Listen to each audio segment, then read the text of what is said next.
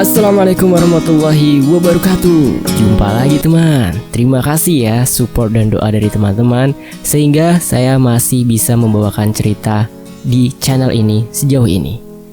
Untuk kali ini saya akan membawakan sebuah kisah dari Mas Restu Wiratmojo tentang santet, yaitu santet Rebo Wekasan.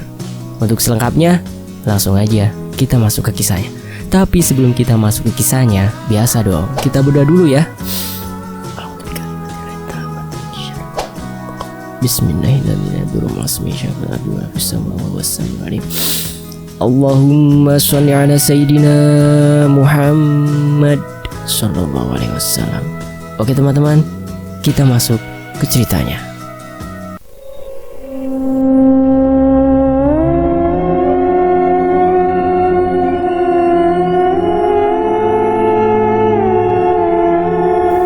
Gulungan ombak dekat pantai sedikit membisingkan telinga Purnomo. Sudah 10 anak warga yang telah kubunuh. Jangan sampai ada yang hidup lagi. Jika memang benar desa ini akan selamat, Nani, ucap Purnomo. Mas, kapan kau akan berhenti? Tanya Nani.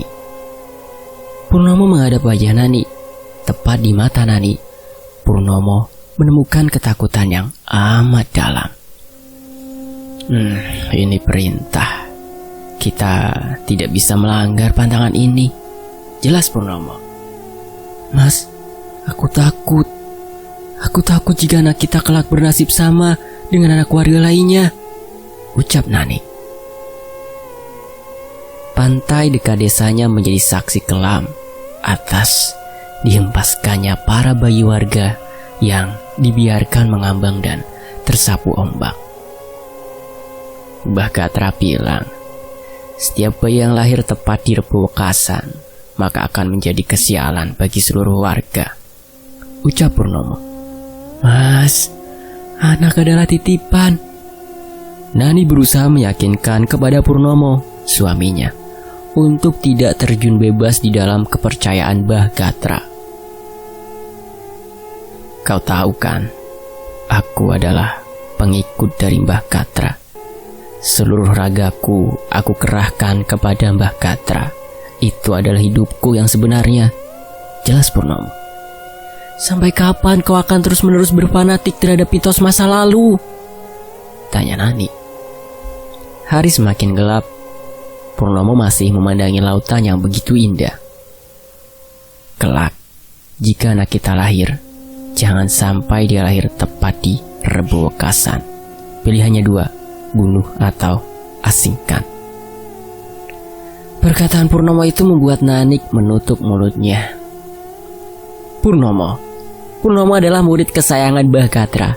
Saking sayangnya, Purnomo mendapat mandat untuk mengatur desa. Desa yang diatur Purnomo memiliki kepercayaan turun-temurun yang mengerikan. Jika ada salah satu warga yang melahirkan bayi di hari tepat Rebo Wekasan, maka jangan harap anak itu akan selamat. Namun, selain tantangan mengatur desa, Purnomo atau biasa dipanggil Mas Pur memiliki keresahan dalam hatinya. Dia khawatir mengenai tanggal jatuh kelahiran anak pertamanya yang sedang dikandung oleh Nani, istrinya. Sudah beberapa kali Mas Pur memohon kepada Mbah Gatra agar menemukan solusi terbaik akan keresahan dirinya. Mbah, anakku lahir di nono apa, Mbah? Tanya Mas Pur. Mbah Gatra hanya menjawab, gak usah dipikirkan. Yang penting bukan Rebo Wekasan. Jawaban Mbah Gatra tidak sedikit pun menghilangkan keresahan dalam dirinya. Tetap saja, rasa bimbang itu selalu menghantui pikiran Mas Pur. Selama dalam masa mengandung, Nani selalu memandangi langit. Tidak biasanya, Nani memandangi keindahan langit yang cakrawalanya meluas itu, menyertai ratusan bintang di setiap matanya memandang. Nani hanya tersenyum. Dia tahu pekerjaan suaminya sangatlah berat, terlebih lagi sebagai pengatur desa. Mas Pur juga merupakan orang kepercayaan Mbah Gatra dalam menghadapi situasi yang berkecamuk di desanya. Setiap ada anak warga desa yang terlahir di hari Rebo Wekasan, dia adalah orang pertama yang akan membawa bayi itu ke hadapan Mbah Gatra. Bukan bapak, ibu, saudara, ataupun kerabat famili dari anak yang baru melahirkan, melainkan Mas Pur sendiri. Hal itulah yang menjadi tekanan batin dalam diri Nani jika suaminya bisa saja suatu saat diamuk warga, atau ada beberapa warga yang dendam terhadapnya. Naluri Nani sebagai seorang istri yang perasa pun benar-benar terjadi. Tepatnya ketika bulan ketiga kehamilannya, Mas Pur terkapar seorang diri di pantai. Anak yang lahir di Rebo Wekasan yang akan dibunuh olehnya direbut kembali oleh orang tuanya dan dibantu oleh warga. Seluruh tubuh Mas Pur babak belur. Baru kali ini ada perlawanan dari warga yang membuat Mas Pur kewalahan menghadapinya. Warga kali ini tinggal tidak diam. Jika anaknya yang lahir di hari Rebo Wekasan harus dibunuh di tangan Mas Pur, Mbah Gatra yang mengetahui ini langsung menyisiri desa sendirian. Dia tidak terima jika muridnya menjadi korban bulan-bulanan warga dan melanggar pantangan desa. Para warga yang mengetahui masuknya Mas Pur ke pemukiman dengan serentak menundukkan diri. Mereka tidak berani mengatakan sedikit kata pun dari mulutnya untuk mengawal pembicaraan panas itu. Aku Gotro yang memiliki mandat memberi perintah kepada kalian semua. Siapa di sini yang memukuli Purnomo? Tanya Mbah Gatra. Para warga terdiam. Mungkin diam adalah pilihan terbaik mereka. Siapa? Tanya Mbah Gatra. Tidak tahu Mbah, jawab seseorang yang masih mengenakan topi ala petani itu. Siapa di sini yang memiliki anak atau cucu yang lahir di hari Rebo Wekasan? Tanya Mbah Gatra. Namun tetap saja warganya saling mencuri-curi pandang antara satu dengan yang lainnya. Mbah Gatra memandangi satu persatu warga. Bencana akan datang. Jika kamu tidak siap, kamu akan mati semua karena bencana itu, ucap Mbah Gatra sambil meludah ke muka wajah salah satu warga. Para warganya saling pandang terhadap satu sama lain. Setelah Mbah Gatra meninggalkan mereka, barulah mereka membicarakan permasalahan tersebut. Siapa yang mengambil bayi itu? Tanya salah satu warga. Bayu yang mengambil bayi itu. Bayu, ucap yang lain. Hah? Kok bisa gawat ini? Ucap para warga sambil memutuskan solusi tersebut. Tidak apa-apa, Bayu itu orang baik. Desa ini tidak bakal kena tulah, aku jamin, ucap warga. Sementara itu, Bayu yang berhasil menyelamatkan anaknya menangis terseduh-seduh. Kamu harus hidup, Nak, ucap Bayu. Bayu menamakan anak itu dengan nama Kemalasari, yang berarti batu indah yang bercahaya. Bayu sangat berharap Kemala akan menjadi seorang wanita yang tegar, kuat dan pemberani. Bayu juga sangat mengharapkan bahwa dirinya bisa membantu ibunya untuk tumbuh menjadi sebuah keluarga yang harmonis. Terlebih lagi, Kemala adalah wanita yang dilahirkan di hari Rebo Wekasan, sehingga sudah pasti dia akan menjadi incaran Mbah Gatra, juga Mas Purnomo, yang bersikeras dengan loyal untuk mengerahkan embel-embel penyelamatan desa dengan membunuh seluruh anak yang lahir di Rebo Wekasan. Untuk mengantisipasi itu, Bayu memerintahkan kepada istrinya untuk tidak mengeluarkan Kemala ketika hari menjelang siang. Dia hanya boleh keluar jika fajar menyingsing keluar sembari menghangatkan tubuhnya. Lalu harus masuk kembali jika benar-benar matahari telah berada di puncak kepalanya. Hal ini dikarenakan bahwa Mas Pur dan Mbah Gatra senang berpatroli di siang hari hingga menuju sore. Waktu ekstrim itu adalah waktu yang digunakan para warga untuk beristirahat. Beberapa hari setelah hilangnya bayi yang bernama Kemala dari cengkraman Mas Pur, juga isu tentang bencana yang akan dihadapi para warga pun hanya sebatas gurauan serta candaan biasa. Para warga menganggap itu adalah ancaman yang nantinya ditimbulkan untuk mengerahkan anak yang lahir di Rebo Wekasan dan dijadikan tumbal oleh Mbah Gatra sebagai penguat ilmu hitamnya. Akhirnya, para warga tidak percaya mengenai ancaman yang keluar dari mulut busuk Mbah Gatra tersebut. Lalu, mereka melakukan aktivitas seperti biasanya. Namun, siapa sangka, dalam waktu yang sesingkat itu, tulah itu benar-benar nyata. Para warga yang menginjakkan kaki satu langkah keluar dari rumahnya, perutnya terkena panas santet yang ternyata sudah beberapa hari telah mengangkasa di atas warga. Panah itu berbentuk seperti kilatan cahaya yang sekelebat menabrakkan diri ke perut warga. Lalu setelah itu mereka akan terjatuh dan tewas seketika. Untuk disclaimer ya teman-teman ya, kisah ini akan penulis perluas dikit, namun penulis juga tetap menjaga elektabilitas para pemirsa ya. Ya, tweet ini bisa dihapus juga sih jika narasumber tidak menyukainya. Oke, kita lanjut. Namun, selama beberapa hari tersebut, Bayu memang sudah memilikinya firasat tidak enak. Dia pun tidak memperkenankan istrinya untuk keluar rumah. Lihat, langitnya gelap. Gelap di sini berarti kan tidak adanya cahaya bintang satupun yang menyinari desanya. Hal itu sebagai pertanda bahwa desa dalam keadaan bahaya. Padahal bayi yang baru lahir harus terkena cahaya sinar matahari untuk memperkuat imunitas bayi tersebut. Untuk menstrategikan itu, Bayu melubangi satu genteng rumahnya yang digunakan untuk penjemuran anaknya ketika pagi telah tiba. Jika malam telah datang, ratusan kilatan panah sekelebat melewati rumahnya untuk menuju pemukiman warga lainnya. Bayu percaya bahwa itu adalah santet yang dikirimkan oleh Mbah Gatra untuk membunuh para warga yang tidak bisa menjawab perihal keberadaan bayinya tersebut. Ojo metu, tunggu sampai kilatan itu menghilang, ucap Bayu terhadap istrinya. Istrinya sedang menggendong Kemala hanya bisa mengangguk dan menuruti semua perkataan suaminya. Dan benar saja, hal yang tidak diinginkan oleh Bayu benar-benar terjadi. Banyak warga yang keluar dari rumahnya karena mereka kira isu tentang tulah itu hanyalah buatan tua bangka Mbah Gatra. Namun pada kenyataannya, mereka juga yang dijadikan korban dari santet Rebo Wekasan. Untuk persyaratannya sendiri, narasumber tidak berkenan memberitahu karena santet ini hanya berlaku pada satu tempat di Indonesia. Penulis tidak akan menyebutkan tempatnya ya. Para warga yang tewas di tempat dibiarkan saja di depan rumah. Mereka percaya santet itu belum usai dan akan terus menyergap para warga sampai bayi yang lahir di Rebo Wekasan itu benar-benar ditemukan. Teman-teman, ini belum mulai ya. Ini baru saja gambaran ketika Kemala baru dilahirkan dan apa saja masalahnya yang akan dia hadapi.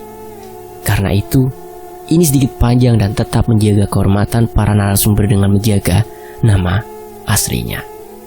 Kabarnya jika benar-benar diketahui nama aslinya, maka akan dijadikan incaran oleh beberapa orang yang belum menerima akan kejadian ini. Tanah penuh dengan darah, tangisan, teriakan, rintihan, umpatan dan cacian mengarahkan kepada pelaku santet itu. Tak ada yang diberbudak oleh rasa ketakutan dan ancaman yang menghantuinya. Kematian seolah-olah menjadi tonggak terakhir harapan mereka. Mereka hanya terus panjatkan doa dari dalam rumah mereka masing-masing. Pasokan makanan sudah berkurang. Para mayat yang berjejer di depan rumah juga menjadi membusuk dan penuh dengan lalat hitam yang besar. Mas, ucap diri istrinya. Kenapa Bu? Tanya Bayu. Apa ini karena Kemala? Tanya istrinya. Enggak Bu, Kemala adalah anak kita. Jangan sesekali menyalahkan amanah yang Tuhan berikan, ucap Bayu. Sampai kapan kita terus-menerus di sini? Kita harus pergi dari sini, Mas, ucap istrinya. Sabar Bu, tunggu masalahnya reda, ucap Bayu. Bayu mengusap-usap pipi Kemala yang halus itu. Duh, awakmu kudu masuk kearan aslimu. Selepas kejadian itu, Bayu memiliki firasat yang kurang enak dalam benaknya. Bu, aku wedi. Takut kenapa Pak?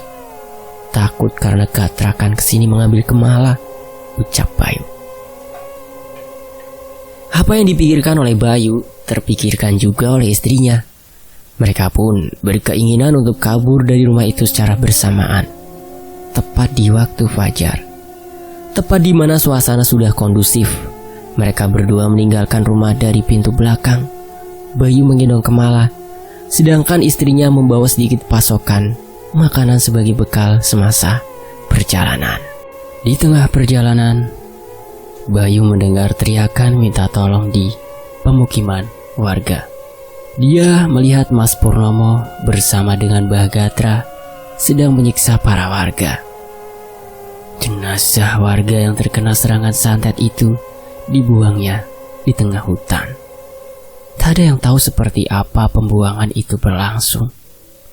Menurut kabar beredar, jenazah itu dilemparkan seperti sampah yang sudah membusuk.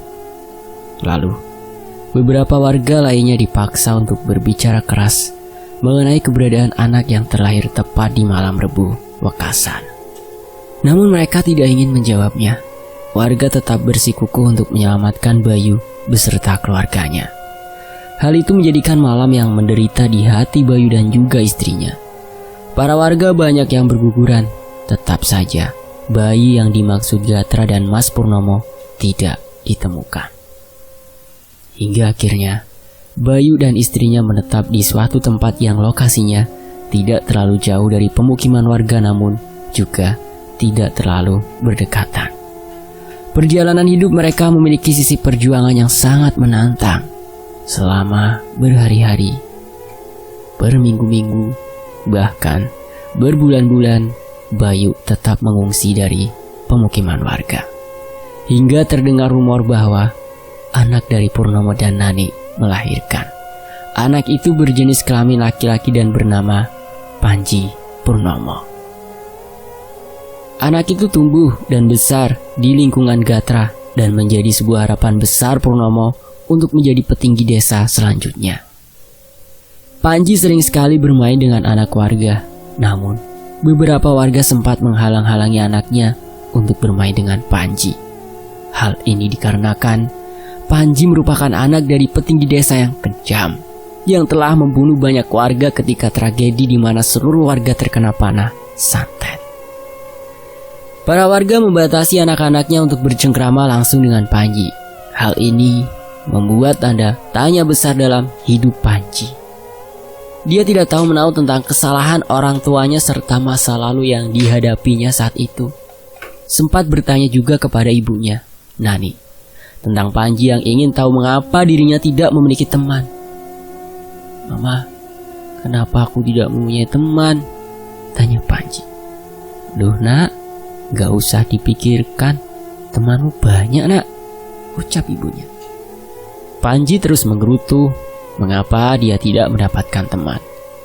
Setiap kali Panji ingin ikut bermain, selalu saja orang tua dari anak-anak warga menyuruhnya pulang. Aku mesti bagaimana nak? Ucap Nani. Panji menangis jadi-jadinya. Dia hanya menginginkan teman untuk menghibur hari-harinya yang kosong. Berita ini pun didengar oleh Purnomo. Sebagai seorang ayah, dia mesti harus memberikan solusi yang tepat agar tidak berseberangan dengan pemikiran anak tersebut. Purnomo pun mengabulkan permintaan Panji, lalu dia membawanya menuju ke tengah pemukiman warga. Di situ, para warga serta anak-anaknya sedang bermain di depan rumah. Kehadiran Purnomo membuat seluruh warga terkejut. Tak ada yang bisa dia lakukan kecuali satu, yaitu diam.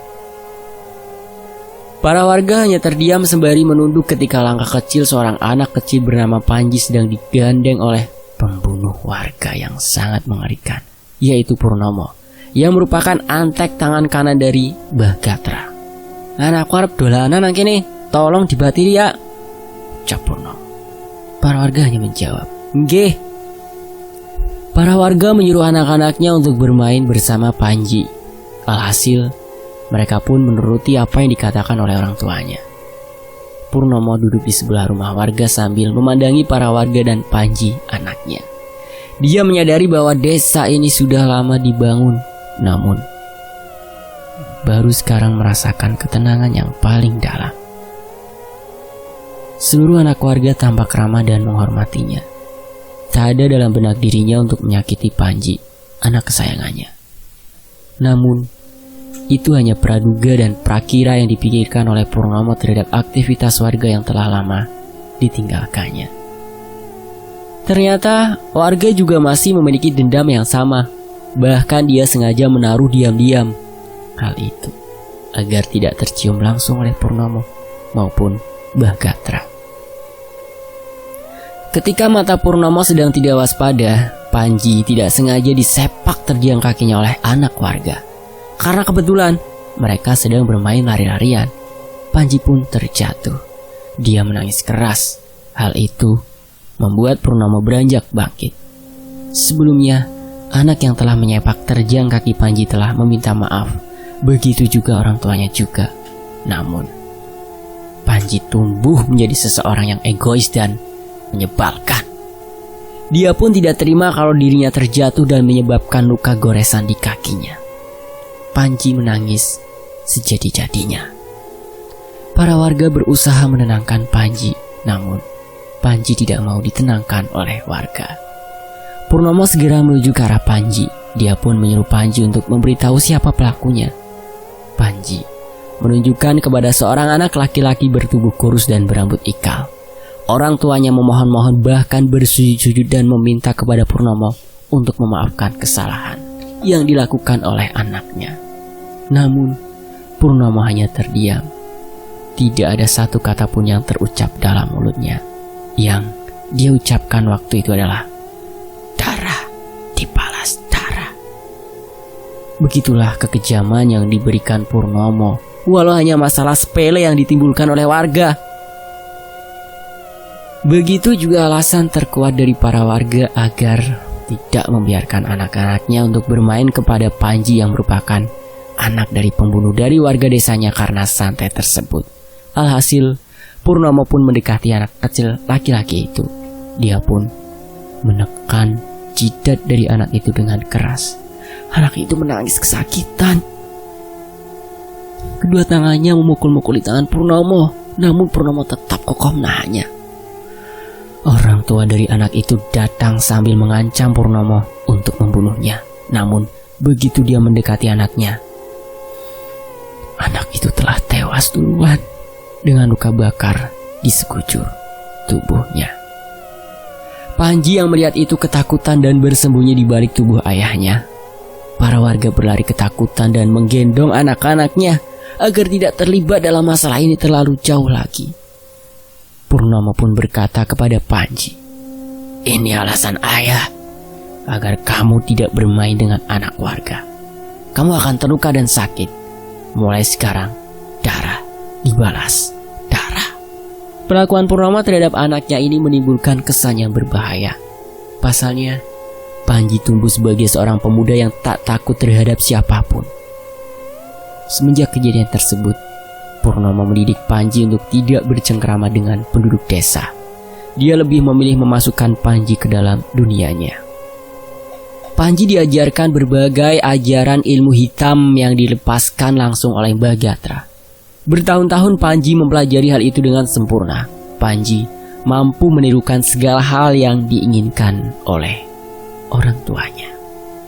Namun hal ini tidak diinginkan oleh Nani, ibunya, yang menginginkan Panji tumbuh besar sebagai pemuda yang baik. Sikap emosional dan egoisnya seakan-akan merasuki seluruh tubuh Panji hingga membuatnya lupa daratan dan tak pernah takut terhadap siapapun. Di usia Panji yang menginjak 18 tahun, dia disuruh mengembara ke suatu tempat yang minim akan penduduk. Tujuannya hanya satu, dia ingin memperdalam ilmu kebatinannya lebih jauh. Panji memasuki sebuah tempat yang minim penduduk. Di sana ternyata terdapat wanita cantik yang tumbuh jauh dari perkiraannya. Wanita itu tak pernah ditemuinya dan belum pernah mendapatinya di desa manapun. Nama wanita itu adalah Kemala Sari. Panji menemui Kemala di sebuah rumah gubuk tua yang terdapat kedua orang tuanya. Bayu tidak menyadari bahwa pemuda itu adalah Panji. Maka dari itu, dia menerima Panji selayaknya tamu yang mendatangi tempatnya. Panji disuguhkan makanan seadanya. Dia pun menanyakan kedatangannya ke desa tersebut. Aku ingin memperdalam ilmu kebatinanku. Ilmu kebatinan seperti apa yang akan kau berdalam? Aku sedang ditugaskan untuk membunuh seseorang yang akan dijadikan sebuah persyaratan itu. Apa persyaratannya? Tanya Bayu. Yaitu membunuh wanita yang lahir di Rebo Wekasan. Karena dengan itu ilmu kebatinanku akan menjadi sempurna, ucap Panji. Betapa terkejutnya Bayu mendengar hal itu. Dia pun menutup pembicaraannya dan mempersilahkan Panji untuk keluar dari rumah. Panji tidak mengerti akan pelakuan aneh Bayu terhadapnya.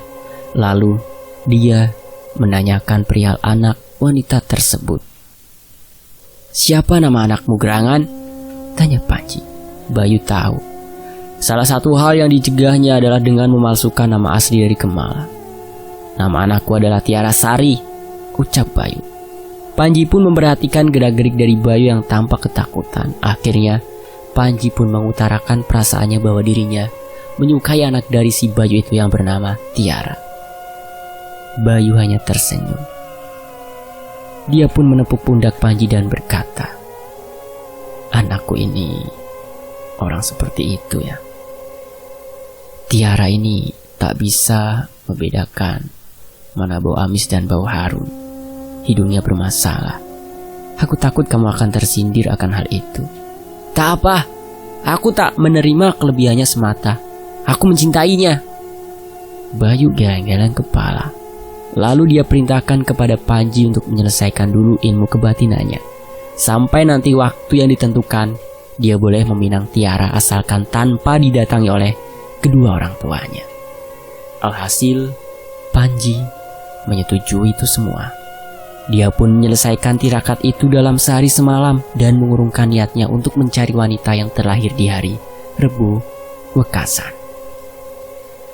Bayu khawatir jika Panji akan membunuh Kemala jika dia menyadari bahwa Kemala adalah orang yang dimaksud.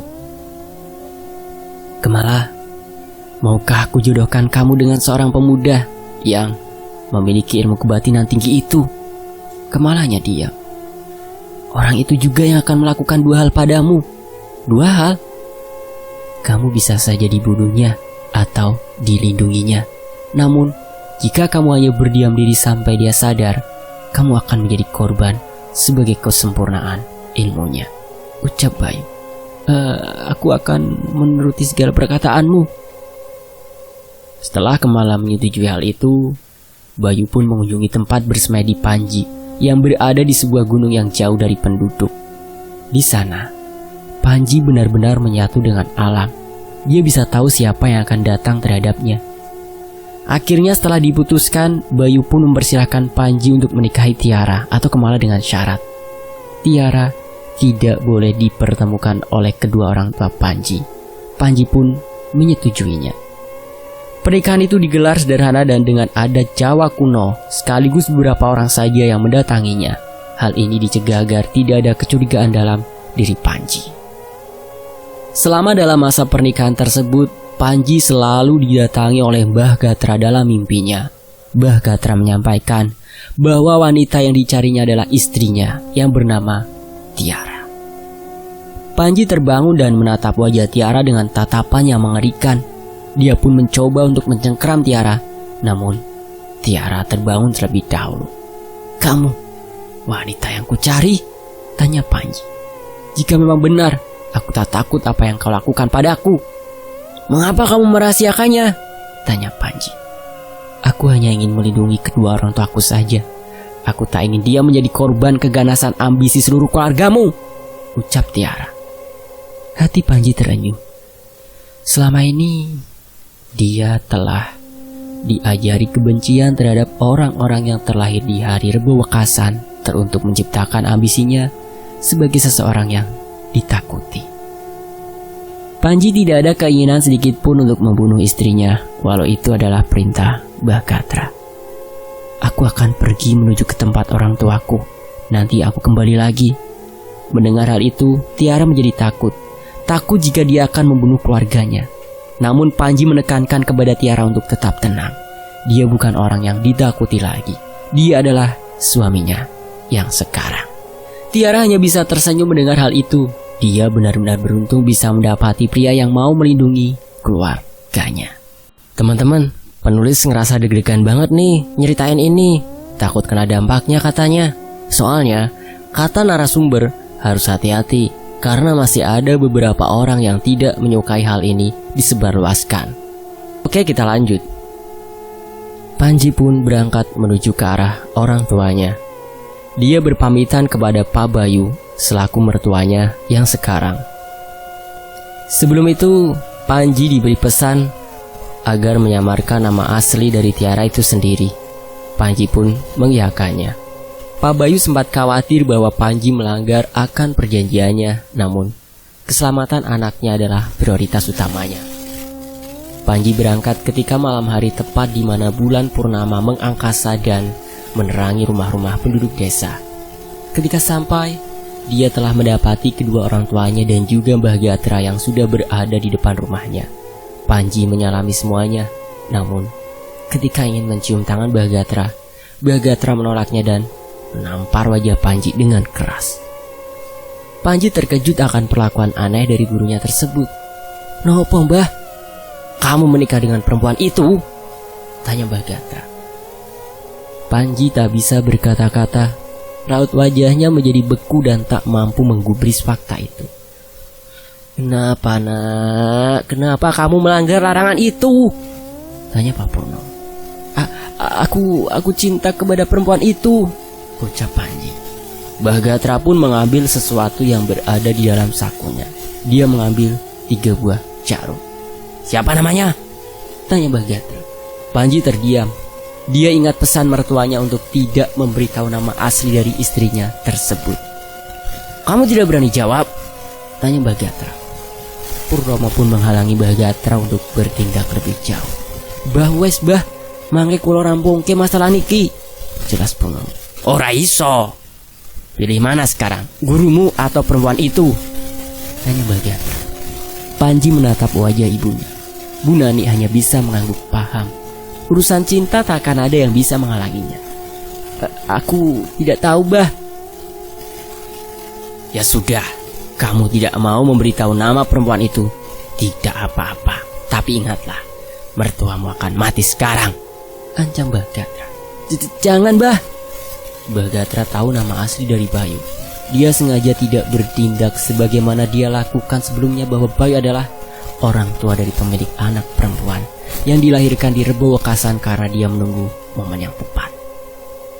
Dan sekarang merupakan momen yang tepat untuk itu, membuat hati Panji hancur berkeping-keping. Mbah Gatra masuk ke dalam rumah Purnomo. Dia pun mencoba menyantet Bayu yang merupakan ayah dari anak yang lahir di Rebo Wekasan itu. Panji sempat meringsek maju untuk menghalangi Mbah Gatra melakukan hal itu. Namun, tindakan ini akhirnya dicegah oleh ayahnya. "Keputusanmu adalah resikomu. Kamu telah keluar dari ketetapan manusia yang diharapkan," ucap Purnomo, ayahnya. Mbah Gatra mulai melakukan meditasi dan mengingat serta melafalkan nama asli dari Bayu. Nama asli Bayu sendiri adalah Bayu Astapada. Dia pun menusuk-nusuk lengan kanannya hingga mengeluarkan darah yang tidak sedikit. Lalu, dia pun berkomat kamit sambil mengingat wajah Bayu yang akan disantet olehnya. "Kowe kudu mati, Bayu," ucap Mbah Gatra. Akhirnya, Mbah Gatra pun benar-benar menyantet Bayu dengan menusuk seluruh anggota badannya. Belum puas sampai di situ, istrinya Pak Bayu juga akan dijadikan sandera sebagai awal ancaman baru bagi Mbah Gatra itu. Beberapa menit sebelum santet itu diluncurkan kepada Pak Bayu, Kemala merasa hawa di rumahnya agak panas. Dia pun kemudian ingin keluar dari rumahnya, hanya sekedar melihat bintang di langit. Namun Pak Bayu melarangnya keluar. "Nduk, ojo metu," pinta Pak Bayu. "Kenapa, Pak?" "Gak apa-apa, Nak. Hawanya gak enak," jawab Pak Bayu. "Tapi di dalam rumah gerah, Pak," jelas Kemala. "Ya wes, istirahat baik," aku njuput ke banyu sing sumber mburi omah ya. Pak Bayu berniat mengambil air itu dengan tujuan agar Kemala bisa mandi dan menyejukkan badannya dengan air tersebut. Kemala mengiyakan. Dia pun mengikuti langkah Pak Bayu dari belakang. Namun baru beberapa langkah Pak Bayu melangkah, tubuhnya berhenti. "Ono opo, Pak?" tanya Kemala. "Duk, melayu, Duk," pinta Pak Bayu. Pak Bayu membalikan badannya ke arah Kemala. Ketika dia membalikan tubuhnya, Kemala terkejut bukan kepalang. Tubuh Pak Bayu sudah penuh darah di sekujur tubuhnya. Setelah itu, kira-kira setelah itu Pak Bayu kenapa ya? Cari tahu ya di bagian berikutnya teman-teman. Admin undur diri dan apresiasi setinggi-tingginya buat Mas Restu ya. Jangan lupa subscribe juga channel YouTube-nya Mas Restu ya. Restu Wiro Atmojo. Sampai jumpa di bagian berikutnya ya. Wassalamualaikum warahmatullahi wabarakatuh. Tetap di Fakta Sejarah.